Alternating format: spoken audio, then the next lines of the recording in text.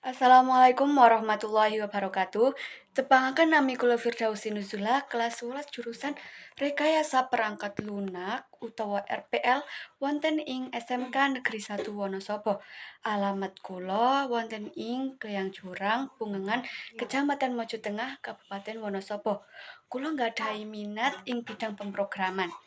Kula nggadahi keprigelan babagan bas data MySQL. Kula ugi ngatasi bug error kanthi teliti. Senajan kula nggadahi keprigelan, kula tasih gadahi kekirangan. Inggih menika, kekirangan kula menawi manggih rupida nalika ngadepi masalah ing program ingkang rumit.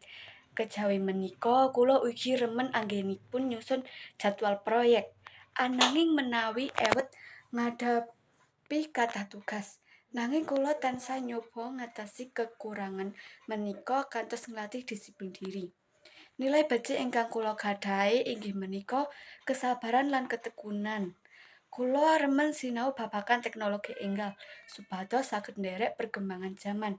Perkembangan teknologi ingkang ngrikat saged ndadosaken ancaman dhateng kula menawi mboten saged adaptasi. Kula kejawi punika kebiasaan nunda makarya saged mengaruhi ke deadline proyek. Titikanipun keterampilan ingkang kula gadahi inggih menika kula kagungan kaprigelan sinau kanthi mandiri. Wassalamualaikum warahmatullahi wabarakatuh.